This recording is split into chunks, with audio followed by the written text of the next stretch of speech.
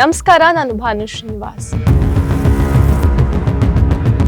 ಸ್ವಚ್ಛ ಭಾರತ ಅಂತ ಬಂದಾಗಿಂದ ಎಲ್ರೂ ಸ್ವಚ್ಛತೆ ಬಗ್ಗೆ ಭಾಷಣ ಮಾಡೋದನ್ನ ನೋಡಿರ್ತೀರಾ, ಅಥವಾ ರೋಡ್ ಸೈಡ್ ಗಳಲ್ಲಿ ಬೋರ್ಡ್ ಗಳನ್ನ ಹಾಕಿರೋದನ್ನ ನೋಡಿರ್ತೀರಾ. ಆದ್ರೆ ಗಲೀಜ್ ಮಾಡೋ ಜನರಿಗೆ ಬುದ್ಧಿ ಕಲ್ಸೋಕೆ ಕೋರ್ಟ್ ಒಂದು ಸೂಪರ್ ತೀರ್ಪನ್ನ ಕೊಟ್ಟಿದೆ.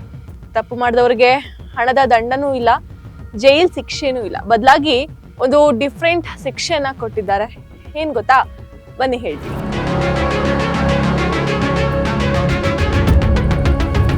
ಕತೆ ನಡೆದಿರೋದು ನಮ್ಮ ಮೈಸೂರು ಜಿಲ್ಲೆಯ ನಂಜನಗೂಡಿನಲ್ಲಿ. ನಂಜನಗೂಡ್ ಟೌನ್ ಮಧ್ಯದಲ್ಲಿರುವಂತಹ ಜಡ್ಜ್ಗಳ ಕ್ವಾರ್ಟರ್ಸ್ ಅಂದ್ರೆ ನ್ಯಾಯಾಧೀಶರ ವಸತಿ ಗೃಹ ಇದೆ. ಈ ಜಾಗದ ಹತ್ರ ಲೋಕಲ್ 3 ಮಹಿಳೆಯರು ಪ್ರತಿದಿನ ಮೂತ್ರಮಲ ವಿಸರ್ಜನೆಗೆ ಹೋಗ್ತಾ ಇದ್ರು. ಜಡ್ಜ್ ಮನೆ ಹತ್ರನೇ ಈ ತರ ಗಲೀಜ್ ಮಾಡ್ತಾ ಇದ್ದಿದ್ರಿಂದ ನಂಜನಗೂಡು ಪೊಲೀಸರು ಇವರ ಮೇಲೆ ಕೇಸ್ ಬುಕ್ ಮಾಡಿದ್ರು.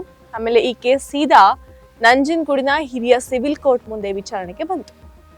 ನೋಡಿ, ನಾರ್ಮಲ್ ಆಗಿ ಇಂಥ ಕೇಸ್ಗಳು ಕೋರ್ಟ್ ಹತ್ರ ಹೋದ್ರೆ ಏನಾಗುತ್ತೆ, ಒಂದು 500-1000 ದಂಡ ಹಾಕ್ತಾರೆ, ಇಲ್ಲ ಅಂದ್ರೆ ವಾರ್ನಿಂಗ್ ಕೊಟ್ಟು ಕಳಿಸ್ತಾರೆ ಅಂತ ಕೋರ್ಟ್ ನಲ್ಲಿ ಇದ್ದವರೆಲ್ಲ ಅಂದ್ಕೊಂಡಿದ್ರು. ಆದ್ರೆ ಅಲ್ಲಿ ನಡೆದಿದ್ದೇ ಬೇರೆ.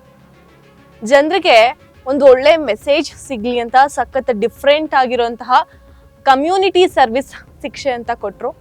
ಈ ತೀರ್ಪಿನ ಪ್ರಕಾರ ಆ 3 ಮಹಿಳೆಯರು ಜೈಲಿಗೆ ಹೋಗ್ಬೇಕಾಗಿಲ್ಲ, 1 ರೂಪಾಯಿ ದಂಡನೂ ಕಟ್ಟಬೇಕಿಲ್ಲ. ಮತ್ತೇನ್ ಮಾಡ್ಬೇಕು? ಅವ್ರು ಮಾಡಿದ ತಪ್ಪಿಗೆ ಪ್ರಾಯಶ್ಚಿತವಾಗಿ ಮೇ 25ರ ತನಕ ಪ್ರತಿದಿನ ಬೆಳಗ್ಗೆ ನಮ್ಮ ನಂಜನಗೂಡಿನಲ್ಲಿ ಫೇಮಸ್ ಆಗಿರುವಂತಹ ನಂಜುಂಡೇಶ್ವರ ದೇವಸ್ಥಾನಕ್ಕೆ ಹೋಗಿ ಅಲ್ಲಿನ ಇಡೀ ಆವರಣವನ್ನ ಕಸ ಗುಡಿಸಿ ಕ್ಲೀನ್ ಮಾಡ್ಬೇಕು. ಅಂದ್ರೆ ಎಲ್ಲಿ ಗಲೀಜ್ ಮಾಡಿದ್ರೋ ಅದಕ್ಕೆ ಪ್ರಾಯಶ್ಚಿತವಾಗಿ ಪುಣ್ಯಕ್ಷೇತ್ರವನ್ನ ಕ್ಲೀನ್ ಮಾಡೋದೇ ಇವರ ಶಿಕ್ಷೆ.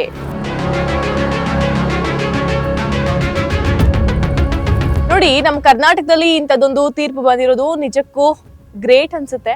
ಬರೀ ದಂಡ ಹಾಕಿದ್ರೆ ನಮ್ಮ ಜನ ದುಡ್ಡು ಕಟ್ತಾರೆ, ಮತ್ತೆ ಪುನಃ ಅದೇ ತಪ್ಪನ್ನ ಮಾಡ್ತಾರೆ. ಆದ್ರೆ ಈ ತರ ಶಿಕ್ಷೆ ಕೊಟ್ರೆ ಜೀವನ ಪೂರ್ತಿ ಮರೆಯೋದಿಲ್ಲ. ನಂಜನಗೂಡು ಕೋರ್ಟ್ ಕೊಟ್ಟಿರೋಂತಹ ಈ ಜಬರ್ದಸ್ತ್ ತೀರ್ಪಿನ ಬಗ್ಗೆ ನಿಮ್ಗೆ ಏನ್ ಅನ್ಸುತ್ತೆ, ಕಮೆಂಟ್ ಮಾಡಿ.